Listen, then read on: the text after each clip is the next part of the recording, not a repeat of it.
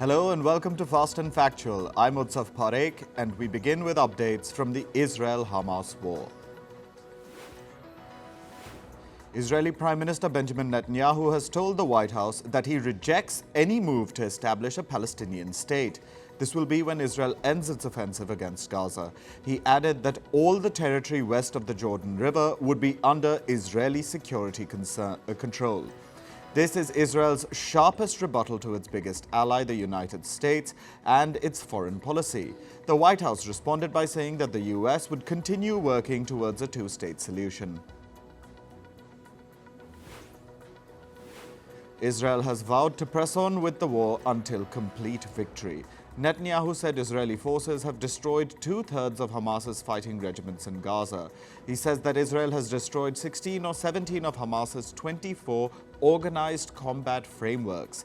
He added that victory for Israel will take many more months, but its army is determined to achieve it. Advancing Israeli troops continue to pound the southern Gaza Strip's main city, Khan Younis. Areas near the biggest hospital still functioning in the enclave were severely hit, sending patients and residents fleeing. Khan Younis is sheltering hundreds of thousands of people who fled North Gaza and is witnessing the heaviest battle of the year so far. Residents described heavy fighting and intense bombardment in the north and east of the city, and for the first time in the west, where they said Israeli tanks had advanced. The Israeli military raided the city of Tulkarm in the occupied West Bank for a second consecutive day. At least 8 people were killed and hundreds were arrested in the raids. The IDF says it seized weapons and dozens of explosive devices in the 35-hour-long raid. Debris, rubble and damaged buildings were seen in camps in Tulkarm.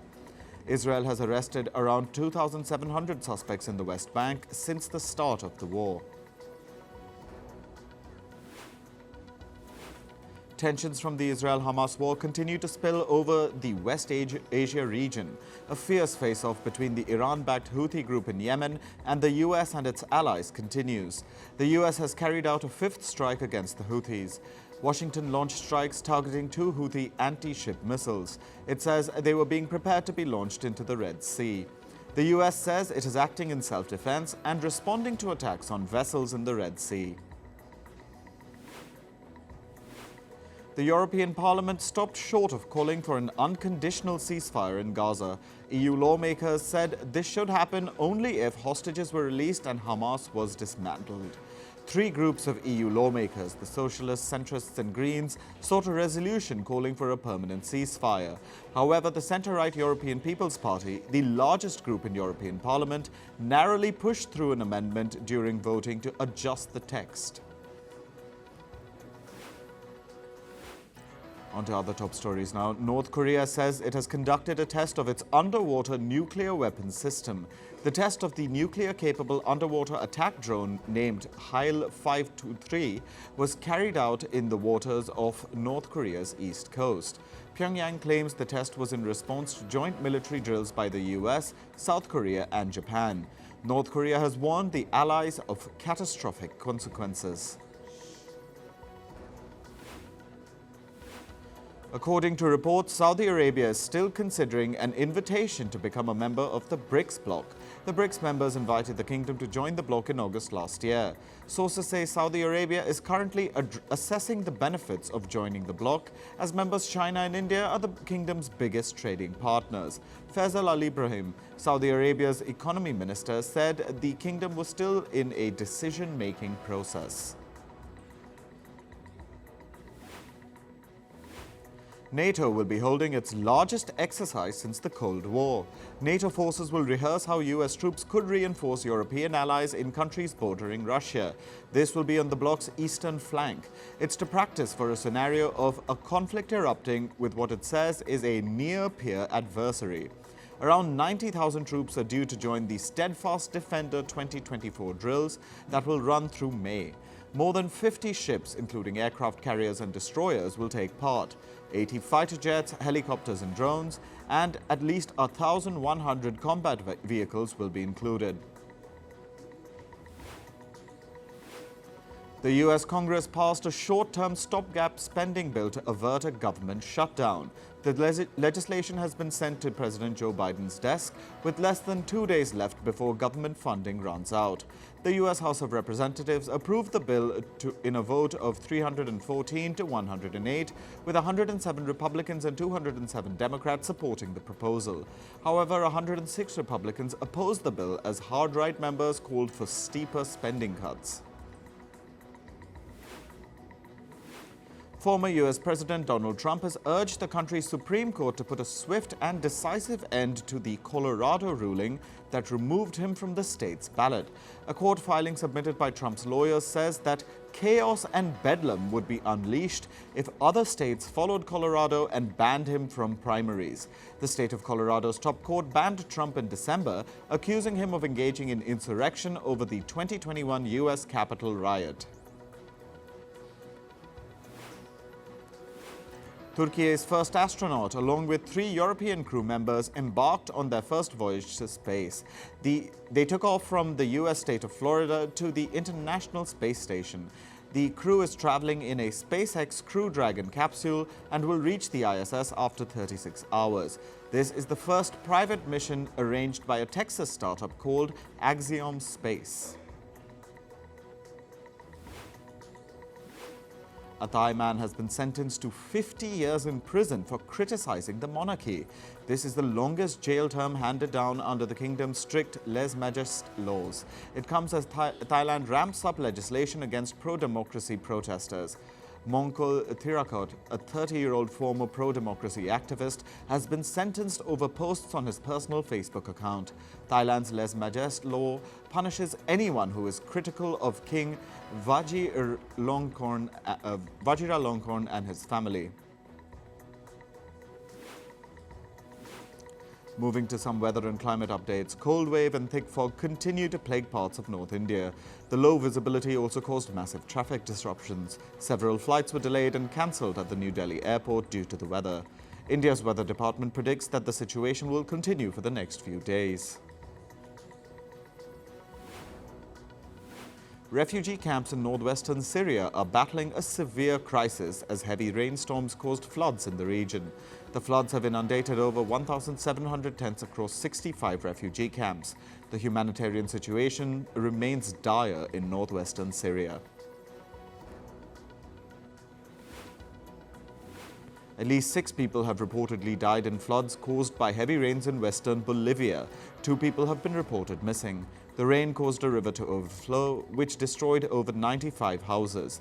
The mayor of Bolivia's Tipuani region declared the place a disaster zone.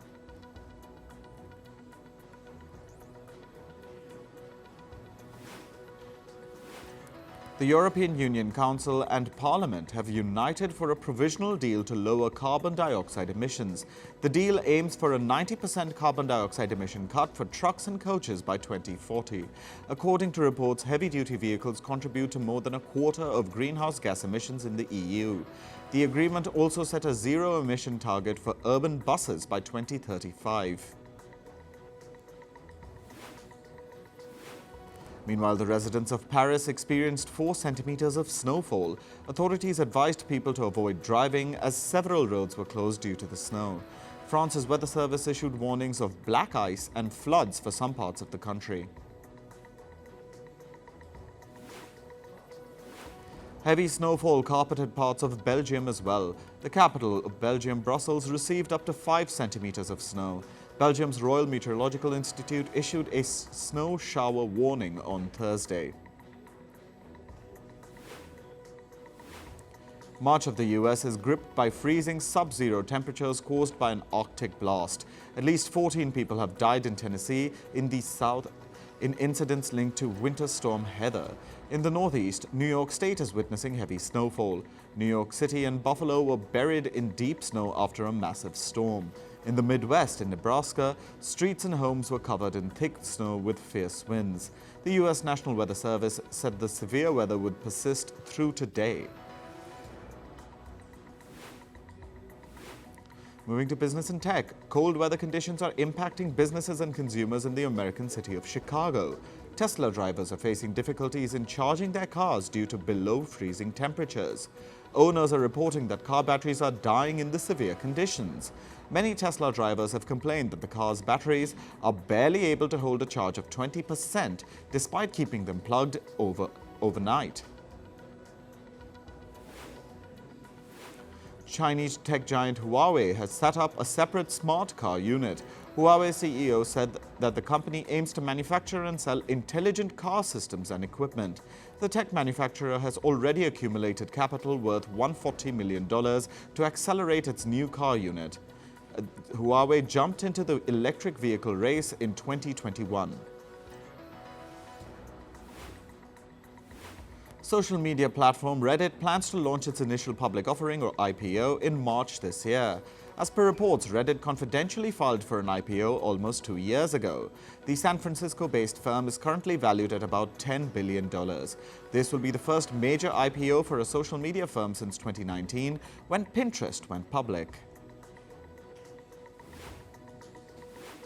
Amazon Web Services, or AWS, will invest over $15 billion to expand cloud computing infrastructure in Japan. 2 facilities will be opened, one in the capital Tokyo and the other in the city of Osaka. Artificial intelligence-related services will be the focus of the project. The AWS cloud computing centers are expected to be operational by 2027. Tech giant Google will invest $1 billion on building a data center in the United Kingdom. The latest infrastructure will be built just outside London. Google parent Alphabet CFO says that the new data center will help meet the growing demand for their artificial intelligence and cloud services. Tech giant Meta Platforms estimates that about 100,000 children that use Facebook and Instagram receive online sexual harassment every day. The documents reveal that the sexual harassment includes pictures of adult genitalia. Meta has issued a statement saying that they have spent a decade working towards keeping young people safe on their platforms. A Spanish court has ruled that a former Facebook employee suffered mental trauma while working for Meta Platforms. The court has ordered psychiatric treatment for the former employee, which will be supported by Meta. The former employee was a content moderator at Facebook. Their mental health was affected for repeatedly reviewing graphic content like beheadings, self-mutilations, torture, and suicide. Retail giant Walmart has announced that it will raise annual wages for its store managers in the US. The average hourly wages will be $18 starting next month. Walmart has also announced an annual bonus of up to 200% on the base salary. With the planned move, Walmart store managers could earn between $110,000 to $120,000 per annum. India's Akasa Air has announced an order of 150 Boeing 737 MAX jets. The deal is estimated to be worth around $20 billion. The new order comprises of Boeing 737 MAX 10 and MAX 8 jets. Akasa Air is expected to receive these aircraft over a span of 8 years. Oil and gas giant Shell has begun laying off hundreds of people this week. Reports say that the job cuts were announced internally in December. Shell will lay off hundreds of workers from its low-carbon solutions unit. The exact number of job cuts have not been disclosed. Moving to sports, let's start with cricket. Australia beat the West Indies by 10 wickets in the first Test match. After the end of the first innings, Australia had a lead of 95 runs. Then the West Indies were bowled out for 120. Australia chased down their target of 26 runs with all wickets in hand. They have now taken a 1-0 lead over the West Indies in the 3 Test match series.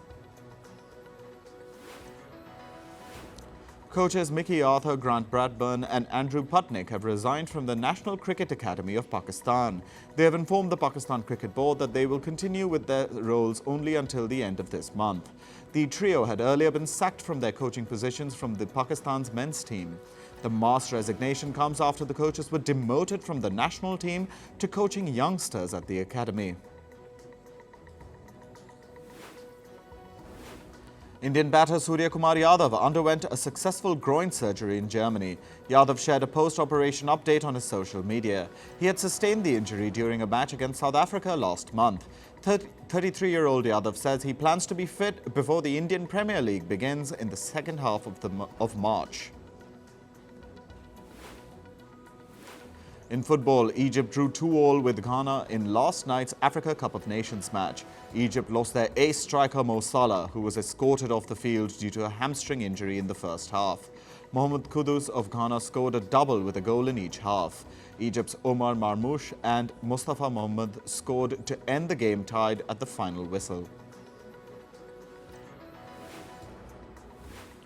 It was an upset for Africa Cup of Nations hosts Ivory Coast last night. Nigeria were handed a penalty in the 55th minute after Victor Osimhen was fouled in the penalty box. William Troost Ekong took the penalty for Nigeria and scored the winning goal.